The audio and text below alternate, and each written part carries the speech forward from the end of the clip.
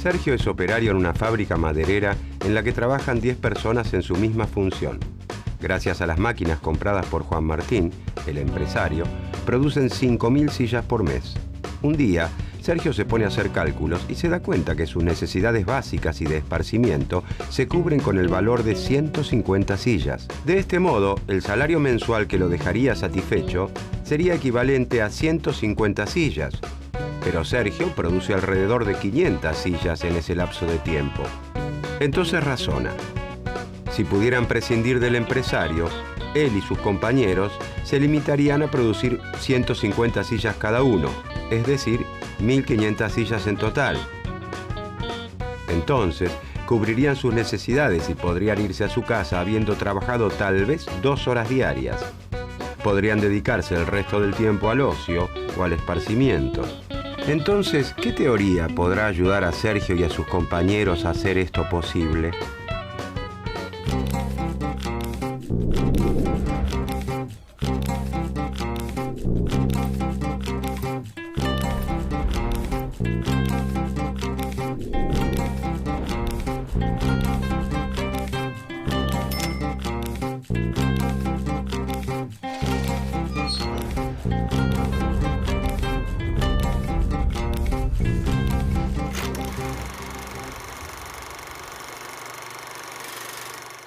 Carlos Marx es uno de los intelectuales más importantes y polémicos de la historia. Nace en Treveris, una ciudad de la actual Alemania, en 1818, en el seno de una familia judía de clase media alta. Estudia Derecho y Filosofía en las universidades de Bonn y Berlín y desde muy joven participa en la vida política alemana. El compromiso político estará presente a lo largo de toda su obra. Buscando comprender al capitalismo, lee, reproduce y comenta las obras de Hegel, Hume y Locke. En 1844 toma contacto con organizaciones de trabajadores industriales y adhiere al comunismo, una vertiente del socialismo que cree que el proletariado llevará a la sociedad a una nueva etapa, aboliendo las relaciones capitalistas de producción y con ellas las clases sociales. Hacia 1845, perseguido por el gobierno prusiano, Marx emigra primero a París y luego a Bruselas. En 1848 publica junto a Federico Engels el Manifiesto del Partido Comunista, uno de los libros más leídos de la historia de la humanidad. Deportado, en 1849 se instala en Londres, donde se dedica a estudiar economía, fundamentalmente a los economistas clásicos Smith y Ricardo, mientras vive en la pobreza. Después de consagrarle más de 14 años de estudio, Marx publica en 1867 el primer tomo de El Capital, Crítica de la Economía Política. En El Capital, Marx explica el mundo de la época estudiando cómo se producen y distribuyen los bienes para satisfacer las necesidades humanas y cómo lo hicieron otras sociedades a lo largo de la historia.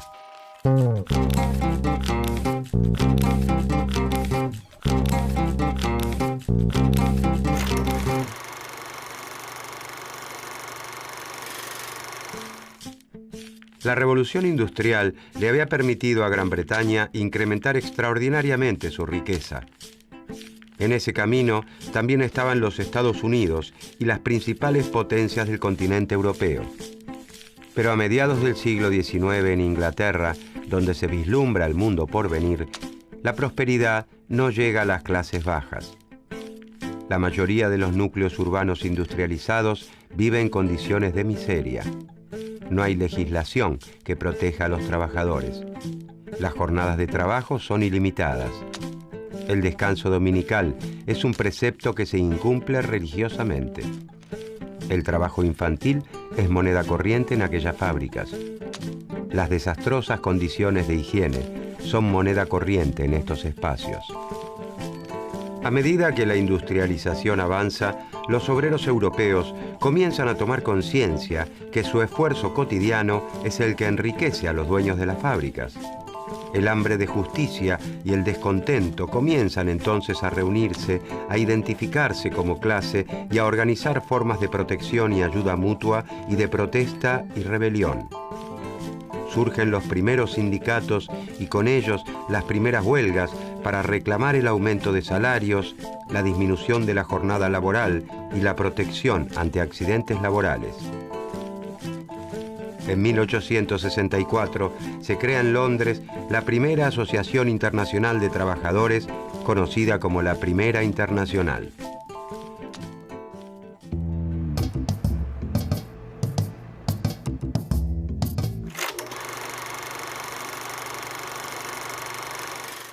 Tal como lo habían hecho Smith y Ricardo, a quienes él llama clásicos, Marx entiende al mercado como un sistema con sus propias leyes de movimiento y trata de comprenderlas. Sin embargo, su visión es muy distinta a la de sus antecesores, que veían al mercado como la organización social óptima para guiar la producción y distribución de bienes en cualquier sociedad. Marx comprende que el mercado es la principal institución de un orden social, el capitalismo, y que éste, como todos los órdenes sociales previos, tuvo un origen que debe explicarse y un fin que puede deducirse de su propio funcionamiento. En el capitalismo, las decisiones de producción, empleo o comercio ya no están dictadas por ningún faraón, emperador o autoridad religiosa, sino por la actividad autónoma y desorganizada de empresarios que toman sus decisiones buscando obtener la mayor ganancia posible. Para ello, contratarán trabajadores que deberán producir de acuerdo a lo que decida el empresario, ya que en su gran mayoría no cuentan con más alternativa que vender su propia fuerza de trabajo para subsistir. Marx escribe mucho más que un tratado de economía. Lo que pretende es desarrollar una herramienta para la liberación de los trabajadores de todas las cadenas del sistema capitalista en el que no solo son explotados, sino que constantemente limita su capacidad de desarrollo intelectual y afectivo.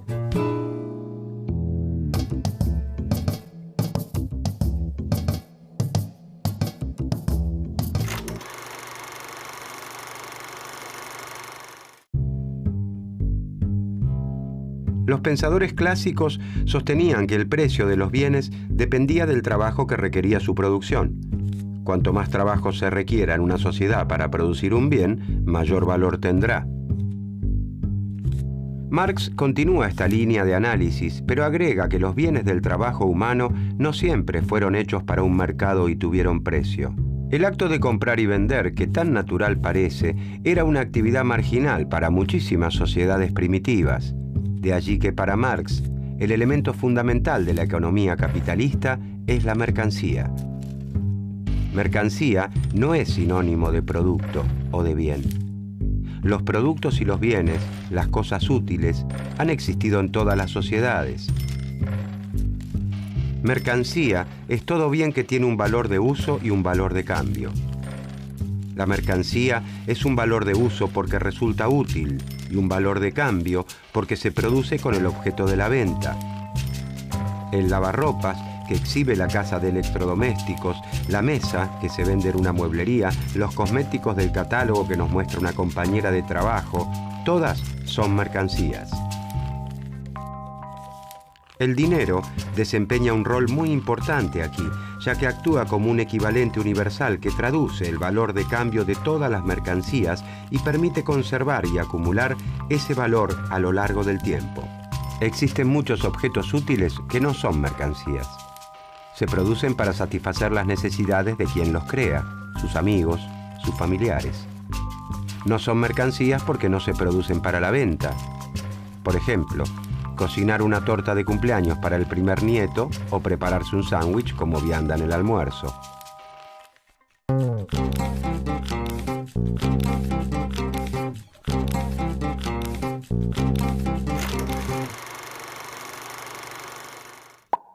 ¿Por qué 2 lapiceras que cuestan 15 pesos cada una pueden cambiarse a través del dinero por una remera que cuesta 30 pesos? Si las comparamos, las mercancías son todas distintas, satisfacen necesidades diversas. Una lapicera tiene la utilidad de permitirnos escribir, una remera la de vestirnos. Para que exista el deseo de cambiarlas entre sí a través del dinero, los valores de uso deben ser distintos.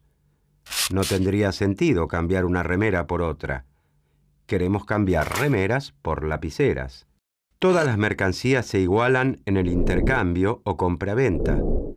Si una lapicera cuesta 15 pesos y una remera cuesta 30 pesos, dos lapiceras son iguales en algo a una remera.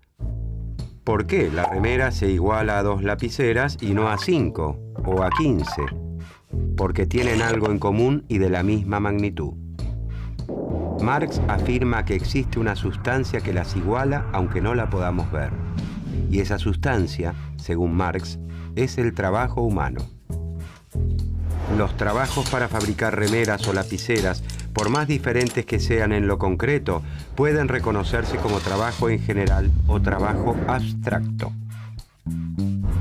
El trabajo humano abstracto es el gasto de músculos, nervios y cerebro que se realiza en la actividad laboral. Cuando dos valores de uso se igualan como mercancía, dejan de lado sus cualidades materiales diversas y los trabajos concretos que le dieron origen y queda en pie una única característica. Todas las mercaderías son la materialización de cierta cantidad de trabajo humano abstracto. Cuanto más trabajo humano abstracto se necesita para producir un bien o servicio, mayor valor tendrá como mercancía. El valor de la mercancía, dice Marx, depende del tiempo de trabajo socialmente necesario para la producción, determinado por la situación promedio de la técnica en esa industria. No depende del tiempo particular que se destinó a la producción de una mercancía específica, sino del promedio social. Si el promedio de tiempo socialmente aceptado para fabricar una lapicera es de 15 minutos y los trabajadores de una empresa la confeccionan en 20 minutos, la lapicera seguirá costando 15 pesos por unidad. Pero se habrá incrementado en este caso el costo de producción, porque deberá pagar mayores salarios que lo que paga en promedio la industria y, por lo tanto, ese empresario verá reducida su ganancia.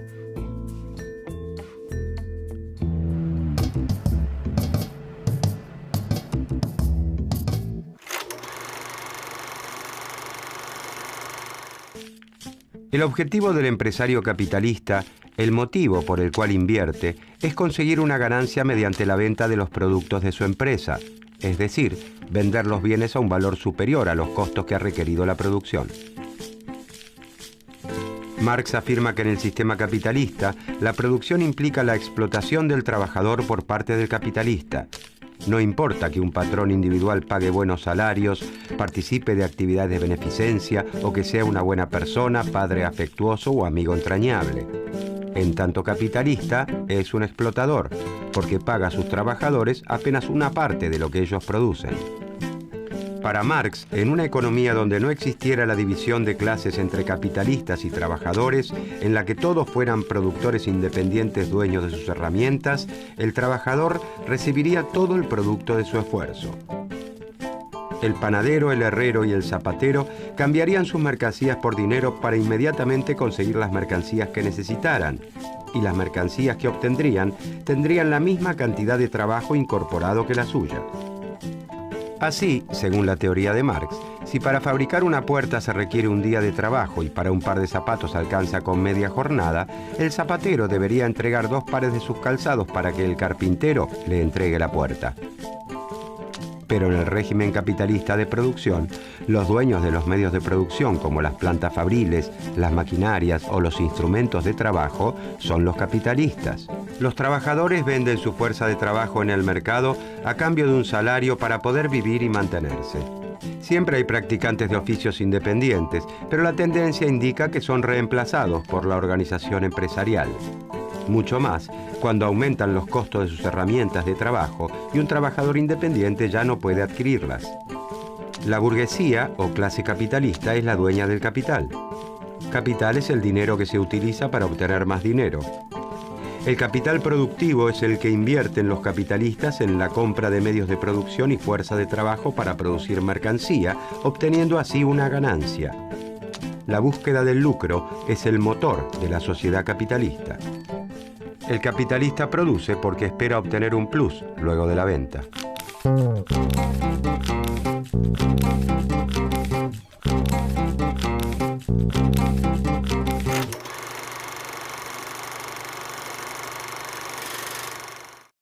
Para producir sus mercancías, venderlas en el mercado y obtener una ganancia, el capitalista destina parte de su capital, llamado por Marx capital constante, a adquirir maquinarias e instrumentos de trabajo y otra, denominada capital variable, a contratar obreros. Para que el capitalista pueda contratar un obrero, el trabajador debe poder disponer libremente de su fuerza de trabajo y no poseer máquinas ni materias primas. El trabajador solo cuenta con su fuerza de trabajo para vender en el mercado y garantizar así su subsistencia. El salario que el capitalista le paga al trabajador es entonces el precio de la fuerza de trabajo. El valor de cambio de una mercancía está dado por el trabajo que a una sociedad le cuesta reproducirla. Consecuentemente, el valor de la fuerza de trabajo equivale a lo que un obrero necesita para mantener sus fuerzas y poder volver a trabajar al mes siguiente. El valor de la fuerza de trabajo se obtiene sumando los costos en alimento, vestido, vivienda, salud y educación necesarios para que un trabajador conserve sus fuerzas, mantenga a su familia y, sobre todo, continúe trabajando. Sin embargo, para Marx, la fuerza de trabajo no es una mercancía como todas las demás, sino que tiene una característica única, la capacidad de crear valor. Las máquinas o hasta los robots más modernos y sofisticados no tienen la capacidad de crear valor, según la teoría de Marx, sino que transmiten a la mercancía parte de su valor de acuerdo al desgaste que sufren en la producción. Solo los seres humanos tenemos la capacidad de crear valor. Entonces el empresario le compra al obrero la capacidad de trabajar por el tiempo que dure la jornada de trabajo a cambio de un salario. Sin embargo, el valor total de todas esas mercancías que obtiene el capitalista es mucho mayor que el salario recibido por el trabajador. La diferencia entre el valor creado por el trabajador y el valor que se le paga como salario es la medida de la explotación, llamada por Marx plusvalía. La plusvalía es la parte no pagada del trabajo del obrero que se apropia el empresario. En esa explotación se basa, según Marx, la ganancia.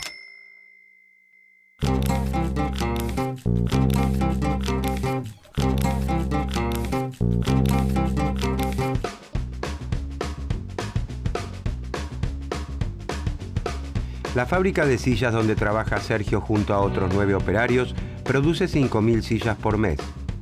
Con el producto de solo 1.500 sillas, Sergio y sus compañeros cubrirían sus necesidades y podrían volver a sus casas tras trabajar solo un par de horas diarias.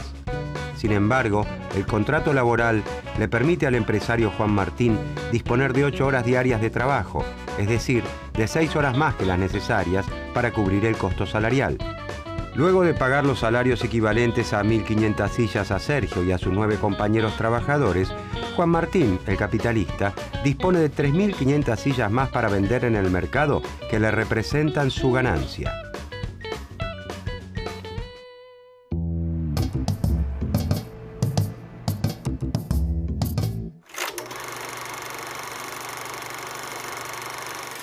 El capitalista obtiene su ganancia solo cuando vende las mercancías producidas. Al empresario no le interesa producir lo que necesita la sociedad, sino lo que puede venderse en el mercado. Esa es la demanda. Al momento de tomar la decisión de cuánto producir, el éxito de los resultados es un riesgo, pero el empresario trata de calcular cuánto podrá vender en base a sus expectativas. Tampoco sabe a qué precio se venderán sus mercancías. Todo es incertidumbre para el capitalista. Esta forma de organizar la producción hace difícil que coincidan la oferta y la demanda de los distintos bienes. Los empresarios recién se darán cuenta si fue buena su estimación una vez que están en el mercado. Por eso es muy frecuente que sobren muchos bienes producidos. Cuando esto les ocurre simultáneamente a muchos capitalistas, estamos ante las llamadas crisis de realización o de sobreproducción. Entonces, al ver que no pudieron vender sus mercancías, los empresarios ajustan sus expectativas, contraen su producción para el año siguiente, despiden trabajadores, realizan menos inversiones, desencadenando una crisis de mayor o menor magnitud según el caso. En el capitalismo, dice Marx, Las crisis no son fenómenos aislados a los que sigue una recuperación, sino que muestran una contradicción inherente al régimen capitalista de producción. Son inevitables.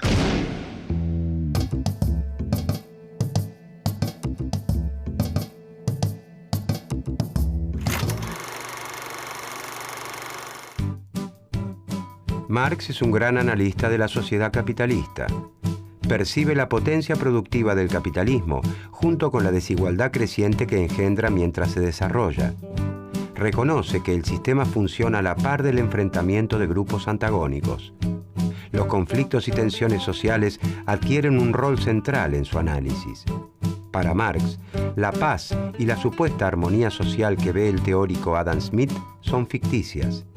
Donde hay relaciones de dominación, habrá inevitablemente conflicto. En esta lucha, la clase dominante pugna por mantener su situación de dominio, mientras la dominada lucha por liberarse de la explotación. Este conflicto, para Marx, es el motor de la historia. La sociedad se transforma por la lucha de clases. De este modo, en la sociedad capitalista, los trabajadores están destinados a ser los sepultureros del capitalismo. Si bien las interpretaciones marxistas acerca de cómo ocurriría el fin del capitalismo son muchas, Marx, personalmente, se dedicó a explicar en qué elementos del sistema se hallaban las contradicciones y se negó a hacer futurología. Después de Marx, ya no puede hablarse de un orden natural en la economía como lo presentaban los clásicos. Su análisis histórico y político impregnará completamente el estudio de la economía de aquí en adelante.